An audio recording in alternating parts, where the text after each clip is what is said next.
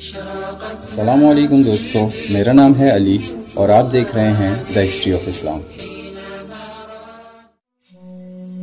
حضرت ہانی نے انکار کر دیا کہ حضرت مسلم میرے گھر پر نہیں ہیں، لیکن جب ابن زیاد نے اس غدار کو پیش کیا تو آپ سمجھ گئے کہ سازش کا شکار ہو گئے ہیں۔ ابن زیاد بولا، آپ مسلم بن عقیل کو میرے حوالے کر دو۔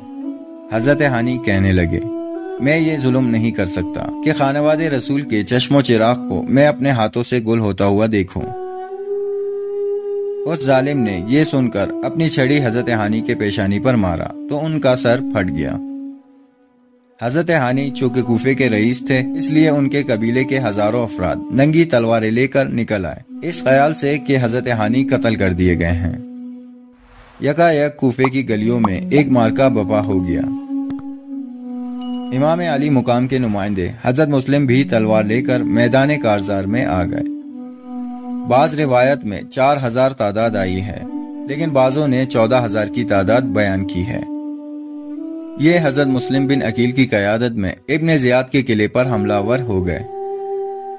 شام تک ابن زیاد نے تیروں کی بارش کی، اتنا پتھراؤ کیا، اس قدر ظلم و ستم کی کہ 14000 افراد میں سے مغرب کے وقت تک کم و بیش 500 کوفی حضرات مسلم بن عقیل کے ساتھ رہ گئے تھے، اور باقی سب لوگ بزدلی کے سبب ان کا ساتھ چھوڑ گئے تھے۔ آپ نے نماز مغرب کی نیت باندھی، 500 کوفی آپ کی امامت میں تھے۔ جب آپ نے سلام پھیرا اور پلٹ کر دیکھا تو ان 500 کوفیوں میں سے ایک شخص بھی آپ کے ساتھ نہ تھا۔ ہائے اس اندھیری رات میں ظالم و بے وفا لوگ حضرت مسلم بن عقیل کو تنہا چھوڑ کر گھروں کو واپس چلے گئے تھے۔ اب کوفے کی ہولناک گلیوں میں رات کا ہیبتناک ماحول تھا۔ یزید اور ابن زیاد کے ظالمانہ اور بہیمانہ منصوبے تھے، اور وہ جو ہزاروں کی تعداد میں آ کے دست اقدس پر بیعت کر کے آپ سے غیر مشروط وفاداری کا وعدہ کر چکے تھے، ان میں سے ایک شخص بھی اس وقت حضرت مسلم کا سہارا بننے کے لیے تیار نہیں تھا۔ آپ ان بے حیاؤں کی بے غیرتی پر تعجب کرتے رہے۔ آخر کار تھک ہار کر ایک دروازے پر چپکے سے بیٹھ گئے کہ چلو دیوار سے ٹیک لگا کر رات کی کچھ گھڑیاں بسر کرتے ہیں۔ اچانک دروازہ کھلا اور گھر کی مالکہ نے جھانکا اور کہا، اے بھائی تو کون ہے اور اس وقت میرے دروازے پر کیوں بیٹھا ہے؟ فتنے کا زمانہ ہے بھائی، سرکاری پہرے دار پھر رہے ہیں، کہیں کوئی سپاہی تمہیں گرفتار کر کے نہ لے جائیں۔ آپ فرمانے لگے، میں مسلم بن عقیل ہوں، سارا دن صبح سے شام تک جہاد کرتا رہا ہوں، بھوکا ہوں، پیاسا ہوں، جسم تھک کر چور ہو چکا ہے، مجھے صرف رات کی چند گھڑیاں آرام کر لینے دیں۔ وہ نیک بخت خاتون بھی اہل بیت سے محبت کرنے والی تھی۔ اس نے جناب مسلم کو اپنے گھر میں جگہ دے دی، لیکن اسے کیا خبر کہ اس کا بیٹا مسلم بن عقیل کی تلاش میں سرگرداں ہے۔ وہ جب رات کو گھر پہنچا، اس کی ماں نے اپنے کام کو کار خیر سمجھتے ہوئے اپنے بیٹے سے کہا، آج ہمارے گھر میں گلستان محمدی کا مہکتا ہوا پھول مہمان ہے۔ اس عورت کے بیٹے کا نام بلال تھا۔ بظاہر اپنی ماں کے سامنے تو کچھ نہ بولا۔ رات ختم ہوتے ہی وہ گورنر کوفہ کے پاس چلا گیا اور وہاں پہنچ کر حضرت مسلم کی خبر ان کو کر دی۔ ابن زیاد کو خبر ملتے ہی اس نے ایک سپاہیوں کا دستہ بلال کے ساتھ روانہ کر دیا۔ حضرت مسلم ابھی کوفے سے نکلنے کے بارے میں سوچ رہے تھے کہ دروازے پر دستک ہوئی۔ اے مسلم بن عقیل، تمہیں چاروں طرف سے گھیر لیا گیا ہے، اب تمہارے پاس راہ فرار کا کوئی راستہ نہیں، تمہاری بہتری اسی میں ہے کہ اپنے آپ کو ہمارے حوالے کر دو۔ حضرت مسلم سمجھ گئے کہ ابن زیاد کو ان کی خبر ہو گئی ہے۔ انہوں نے اپنا جنگی لباس پہنا اور تلوار لے کر کمرے سے باہر نکلے۔ ایک لاتعداد سپاہیوں کے ہجوم نے پورے گھر کو گھیر لیا تھا۔ کچھ دیر دستک دینے کے بعد سپاہی گھر کا دروازہ توڑ کر اندر گھس آئے اور حضرت مسلم کے گرد گھیرا ڈال دیا۔ حضرت مسلم ایک ہاشمی جنگجو تھے۔ آپ کی جواں مردی شمشیر زنی سے یہ تمام سپاہی خوب واقف تھے، اس لیے یزیدی سپاہیوں نے ایک ساتھ آپ پر حملہ کر دیا۔ تلواریں تلواروں سے ٹکراتی رہیں۔ کچھ ہی دیر میں ایک ایک کر کے حضرت مسلم نے تمام سپاہیوں کو قتل کر دیا۔ لڑتے لڑتے آپ گھر سے باہر آ گئے تھے۔ حضرت مسلم ابن زیاد کے سپاہیوں کو گاجر مولی کی طرح کاٹ رہے تھے۔ سپاہیوں کا سالار یہ تمام ماجرا ایک اونچی جگہ پر کھڑے ہو کر دیکھ رہا تھا۔ یہ ایک ہاشمی شہزادہ ہے بن حریث، ابن اشس بولا۔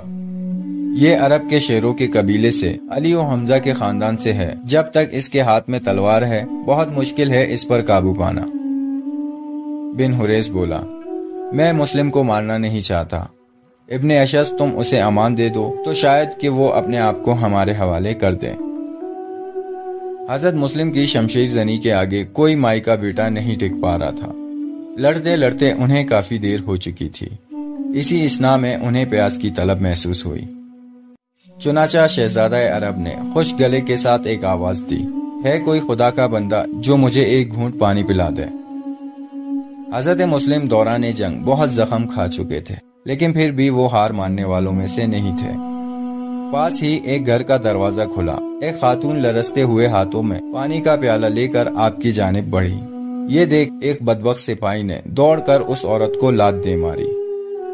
پیالہ ہاتھ سے چھوٹ کر ٹوٹ گیا اور سارا پانی زمین پر گر کر ضائع ہو گیا۔ جناب مسلم تھکان کی وجہ سے نڈھال ہو چکے تھے۔ چاروں اطراف کے حملے روکنا مشکل ہوتا چلا جا رہا تھا۔ ایک آواز آئی، اے ابن عقیل، میں ابن اشس ہوں۔ اگر مزید ایسے ہی لڑتے رہو گے اور ہمارے آدمیوں کو قتل کرتے رہو گے تو ہمارا امیر خون کے قصاص میں تمہیں قتل کر دے گا۔ بہتری اسی میں ہے کہ اپنے آپ کو ہمارے حوالے کر دو۔ میں قسم کھاتا ہوں تمہارے لیے امان لے لوں گا۔ حضرت مسلم نے کچھ دیر سوچنے کے بعد خود کو ان کے حوالے کر دیا۔ ابن اشس آپ کو لے کر گورنر ہاؤس کے پھاٹک پر پہنچا۔ آپ کو وہاں بٹھا دیا اور خود اجازت لے کر ابن زیاد کے پاس گیا۔ اس کو اس لڑائی کی پوری کیفیت بیان کی اور حضرت مسلم کو امان کے ساتھ لانے کا ذکر کیا۔ ابن زیاد نے کہا، تم کون ہوتے ہو امان دینے والے؟ ہم نے تمہیں گرفتار کرنے کے لیے بھیجا تھا، نہ کہ امان دینے کے لیے۔ تھوڑی دیر میں ابن زیاد کا آدمی آپ کو لینے کے لیے آ گیا، اور جب آپ ابن زیاد کے پاس گئے اور دستور کے مطابق سلام نے کیا تو ایک سپاہی بولا، تم نے امیر کو کیوں سلام نہیں کیا؟ آپ نے فرمایا، اگر تمہارا امیر مجھے قتل کرنا چاہتا ہے تو اس کو میرا سلام نہیں، اور اگر قتل نہ کرنا چاہے تو پھر اس کو بہت سے سلام ہوں گے۔ ابن زیاد بولا، اب تم بچ نہیں سکتے، قتل کر دیے جاؤ گے۔ آپ نے فرمایا، کیا واقعی؟ اس نے کہا، ہاں۔ پھر آپ نے فرمایا، اچھا مجھے اتنا موقع دو کہ میں کچھ وصیت کر دوں۔ ابن زیاد بولا، ہاں ہاں وصیت کر دو۔ حضرت مسلم نے لوگوں پر نگاہ ڈالی۔ ان میں عمر بن سعد نظر آیا۔ آپ نے فرمایا، تم قریش کے خاندان کے آدمی ہو، میں تم سے کچھ راز کی باتیں کہنا چاہتا ہوں، انہیں تنہائی میں سن لو۔ حکومت کا چاپلوس سننے کے لیے تیار نہ ہوا۔ ابن زیاد نے کہا، سننے میں کیا حرج ہے؟ تو ابن سعد اٹھا اور مسلم کے ساتھ تھوڑی دور جا کر بیٹھ گیا۔ آپ نے اس سے فرمایا کہ ایک بات یہ کہنی ہے کہ میں نے کوفے کے فلاں شخص سے 700 درم قرض لیا ہے، تم اسے میری زیرہ بیچ کر ادا کر دینا، اور دوسری بات یہ کہ قتل کے بعد میری لاش کو دفنا دینا، تیسری یہ کہ حضرت امام حسین کے پاس کسی کو بھیج کر میرے واقعے کی اطلاع دے دینا تاکہ وہ واپس چلے جائیں۔ حضرت مسلم نے یہ باتیں ابن سعد سے راز کے طور پر کہیں، مگر اس بدبخت نے یہ ساری باتیں ابن زیاد سے کہہ دیں۔ پھر ان وصیتوں کے جاری کرنے کے بارے میں اس سے دریافت کیا۔ ابن زیاد نے کہا، قرض کی ادائیگی کا اختیار میں تم کو دیتا ہوں، جو چاہو کرو، اور حسین کے متعلق یہ ہے، اگر وہ ہماری طرف نہیں آئیں گے تو ہمیں ان سے کوئی مطلب نہیں، اور لاش کے بارے میں ہم تمہاری بات نہیں سنیں گے۔ جس شخص نے ہماری مخالفت کی اور لوگوں میں اس قدر انتشار پیدا کیا، اس کی لاش کسی رعایت کی مستحق نہیں۔ پھر ظالم ابن زیاد نے حکم دیا کہ اسے محل کی چھت پر لے جاؤ اور بری طرح سے قتل کرنے کے بعد سر کو دھڑ کے ساتھ نیچے گرا دو تاکہ ہڈیاں چکنا چور ہو جائیں۔ جب حضرت مسلم کو محل کے سب سے اونچے جگہ پر لے جایا گیا تو آپ انتہائی صبر و سکون کے ساتھ تکبیر و استغفار پڑھ رہے تھے، اور ساتھ میں یہ بھی کہہ رہے تھے کہ خداوند، ہمارے اور ان لوگوں کا انصاف تیرے ہاتھ ہے، جنہوں نے ہمیں دھوکہ دیا، ہم سے جھوٹ بولے اور ہمیں ذلیل کیا۔ پھر آپ کو شہید کر دیا گیا اور سر انور کو جسم کے ساتھ نیچے پھینک دیا گیا۔ حضرت مسلم اور حضرت ہانی کو شہید کرنے کے بعد آپ دونوں کا سر مبارک کوفے کی گلیوں میں پھرایا گیا۔